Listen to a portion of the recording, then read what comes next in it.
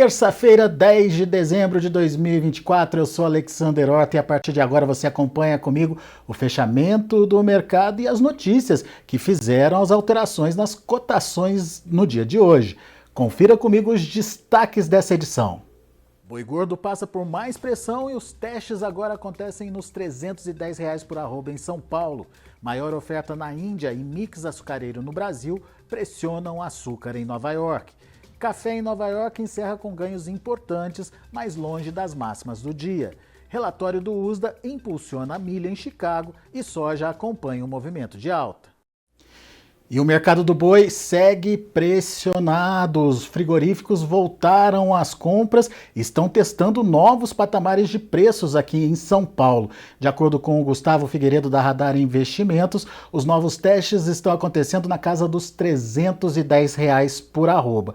Ainda não se tornou uma referência esse preço não, mas algumas notificações já começaram a acontecer. Aliás, o Gustavo Figueiredo conversou comigo hoje e trouxe algumas informações importantes, contando um pouquinho dessa trajetória de pressão nos preços desde que ela começou na semana passada. Entenda aí um pouquinho dessa trajetória. Então a gente saiu do 360, o primeiro teste foi o 340, e como era de esperado, quando o frigorífico tirasse o pé, queria comprar um voluminho maior, mesmo em preços inferiores, até porque os bois que estão confinados, que estavam prontos para o abate no 340 ainda, em relação à compra bem feita, ela gerou ainda muita margem para o pecuarista de engorda, né, os 340, houve um volume maior de negociação. Só para voltar um pouquinho, o que acontece, Alexandre? Quando o boi está subindo, a venda é compassada, né? Porque a tendência é de alta para a próxima semana. Então, se você tem 2.000, 3.000 cabeças, você vende a 200, 300, 400 cabeças por negociação. Quando é queda, igual foi o 340 de uma vez, né, a tirada de pé e o freio que deu, o volume no 340 ele foi de uma vez. Então, se você tem 1.000 cabeças ainda para negociar que não negociou no passado, o pecuarista já vem e coloca 1.000 cabeças de uma vez, 2.000, 3.000 de uma vez. E foi isso que aconteceu no 340, a baixa se confirmou, a escala andou nesses patamares, e aí a gente ficou trabalhando aí a semana passada aí entre o 300 e alguns negócios bem pontuais de 340. Já houve uma baixa significativa. Essa semana ainda apareceram ainda alguns negócios entre 20 e 30, tá? Até ontem ainda apareceu no aplicativo aí AgroBrasil um 330 com 30 dias para São Paulo, né? É uma coisa bem pontual ainda, porque isso aí a gente já não está sendo mais preço de balcão dos frigoríficos. O JBS, o Marfrig, até alguns outros frigoríficos aí pontuais, como um Barra Mansa, um Zanqueta ali na região de Bauru, eles chegaram até em algum momento a sair da compra para esperar o mercado se acomodar. E hoje houve retomada de preço desses grandes frigoríficos, como o Marfrig, Minerva, falando aí em 310 até com 30 dias dentro de São Paulo. Você ouviu aí o Gustavo Figueiredo, né? O efeito manada acabou favorecendo o alongamento das escalas de abate nos frigoríficos. A oferta de animais ficou concentrada e a demanda acabou não sendo capaz de absorver esse aumento de oferta. Um exemplo é a exportação de carne bovina nesse início de dezembro.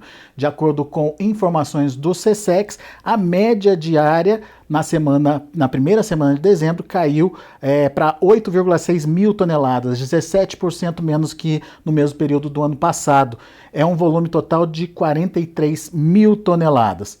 Mas se por um lado temos um mercado físico testando novos patamares de preços, no mercado futuro lá na B3, as cotações estão positivas. Hoje, por exemplo, mais um dia positivo, mais um dia de pequenas reações, mas mercado aí dando um alívio aí para aquela pressão de preço intensa que a gente viu acontecer nas semanas anteriores. No levantamento da Scott Consultoria, das 32 praças pesquisadas, 17 delas tiveram recuo nas cotações nesta terça-feira. Destaque aí para Barretos, que teve queda, negócios a R$ 322. Lá em Belo Horizonte, Minas Gerais, também queda nos preços, R$ 312 a arroba por lá. E no Mato Grosso do Sul, em Três Lagoas, R$ 312 também, mercado em queda. Muito bem, chegou a hora da gente falar do mercado do açúcar. O recuo nas cotações do açúcar no mercado internacional ganhou força no pregão desta terça-feira, chegou a registrar quedas expressivas na Bolsa de Nova York e o mercado chegou a perder aquele patamar dos 21 centes de dólar por libra-peso, um patamar importante que vem sendo mantido aí nos últimos 3 meses, servindo como um suporte para as cotações. Motivos da queda: maior oferta da Índia, de açúcar vindo da Índia, e mix mais açucareiro da produção aqui no Brasil, isso segundo a Stonex. No site Barchat, a explicação para o recuo está na previsão de chuvas aqui para o centro-sul do Brasil na próxima semana. Apesar de mais uma sessão de queda lá em Nova York, no final do dia prevaleceu a força dos números. E sim, a gente teve a manutenção dos 21 centavos de dólar por libra-peso no vencimento março. Teve uma queda aí de 0,46%, com o negócio a 21,04, em cima ali do ponto de equilíbrio. O maio 19,62, queda de 0,37, e julho 18,97 centavos de dólar por libra-peso, recuo de 0,27 pontos. E a gente tem também a movimentação no mercado do café. Foi um dia de tirar o fôlego no mercado do café lá em Nova York. O pregão, ele começou com preços lá em cima e os contratos alcançando preços recordes de 3 dólares e 48, 3 dólares e 48 por libra peso, logo no meio da manhã. Depois do almoço, ali depois do meio-dia, o mercado perdeu o fôlego, caiu para 3 dólares e 29 por libra peso, de 3,48 para 3,29. Isso a gente está analisando aqui o contrato março.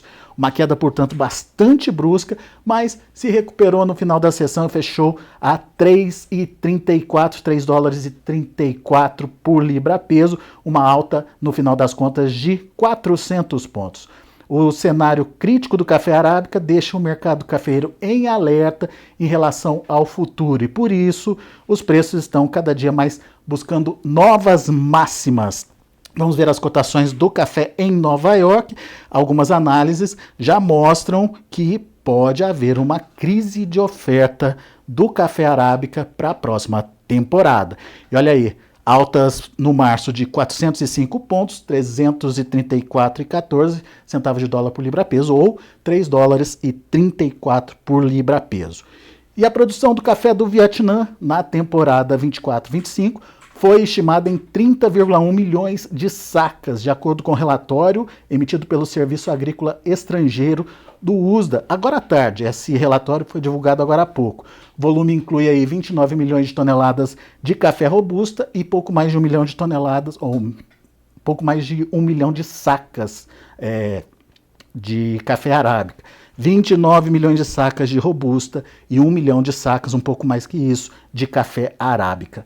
Na Bolsa de Londres, o café robusta teve alta de 20 a 50 pontos nos principais vencimentos, mas se mantém firme ali acima dos 5 mil dólares por tonelada. E mesmo com uma oferta limitada, preços altos e restrições logísticas, o café brasileiro é destaque nas exportações, fechando novembro com mais um recorde, 46 milhões de sacas exportadas. Veja o que o diretor-geral do Secafé disse ao Notícias Agrícolas sobre as exportações. Realmente as exportações seguem avançando com volumes muito expressivos. Um volume 5,4% superior ao mesmo mês do ano anterior, mas em valores a gente está vendo aí 63% a mais que as receitas que foram aferidas lá em novembro do ano passado. Dessa vez exportamos 1,34 bilhão de dólares. Ou seja, apesar de todos os desafios, e a gente tem relatado aqui toda a alteração de escalas de navios, atrasos, os gastos adicionais para os nossos exportadores, todas essas dificuldades de falta de capacidade dos portos, né? Nós temos aí alguns motivos para demonstrar que o exportador brasileiro está trabalhando e muito para dar liquidez e, com certeza, seguir atendendo a todos os compromissos nos mais diversos e exigentes mercados do mundo. E o mercado físico do café também se movimentou de forma positiva. Em Guaxupé, alta de 2,43%, com negócios a R$ 2.154 por saca. Campos Gerais, também no sul de Minas, 2.230, alta de 2,29%. E em Franca, um dos cafés mais caros entre as cooperativas do Brasil, R$ 2.330 a saca de 60 quilos.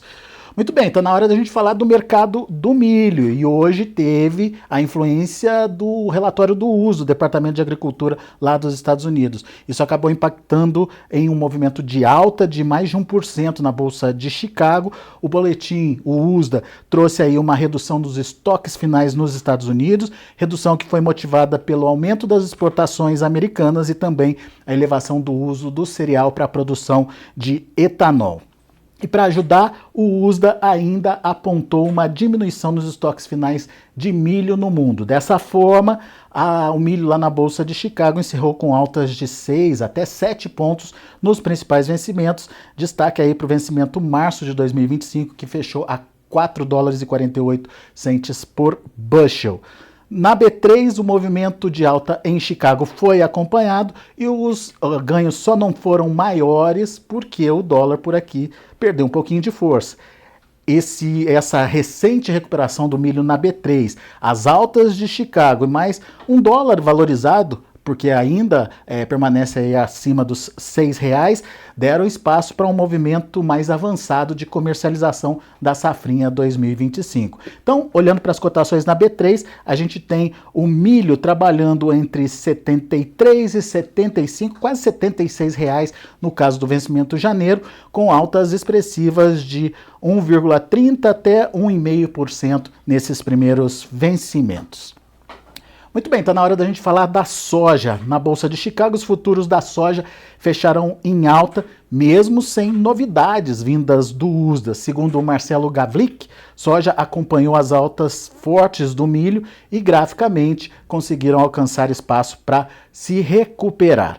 O USDA manteve os estoques finais americanos em 12,8 milhões de toneladas e elevou a produção global de soja de 425 milhões para 427 milhões de toneladas. Confira então o que disse Marcelo Glavik ao Notícias Agrícolas sobre o relatório do USDA de hoje. Para a soja, já era esperado um relatório praticamente inalterado, né? O que era esperado e o USDA fez é um aumento da exportação de óleo americano, né?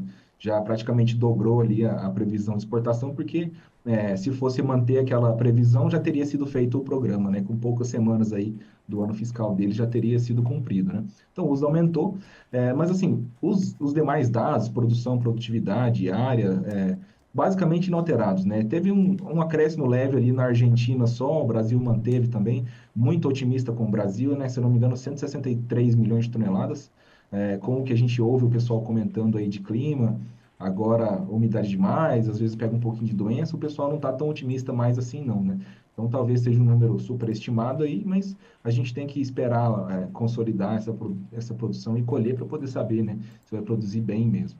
Então, assim, o relatório para a soja basicamente inalterado. Ela até trabalhando em alta agora, deve fechar em alta, porque o milho está subindo forte, né? O USDA acabou aumentando a exportação e o consumo para etanol de milho lá nos Estados Unidos, e isso puxou o milho subindo forte. Como as commodities são correlacionadas, né, elas competem por espaço nos armazéns, por decisão de venda do produtor, e nos Estados Unidos por decisão de qual plantar, né? Quando uma sobe, tende a puxar as outras, né? Não é regra, mas normalmente elas trabalham bem correlacionadas, né? E com a finalização dos negócios lá na Bolsa de Chicago, a soja encerrou com altas em torno aí de 4 pontos nos principais vencimentos. Janeiro ainda abaixo dos $10, mas ali pertinho já desse patamar, 9,94 fechamento de hoje. E o maio, $10,09 por bushel, com alta de 4 pontos mais 25. E agora está na hora de saber como fechou o dólar. O dólar encerrou em queda ante ao real nesta terça-feira, mas ainda acima dos R$6, como você pode acompanhar aqui na tela. O mercado está mais otimista em relação à tramitação do pacote fiscal do governo no Congresso e também analisou com bons olhos o IPCA, o Índice Nacional de Preços ao Consumidor Amplo, que mede a inflação no Brasil, que subiu 0,39% agora em novembro e acabou ficando abaixo dos 0,56% do mês anterior. Muito bem, são essas as informações de hoje. Eu vou ficando por aqui. Agradeço muito a sua atenção e a sua audiência e continue com a gente porque amanhã tem mais fechamento do mercado para você.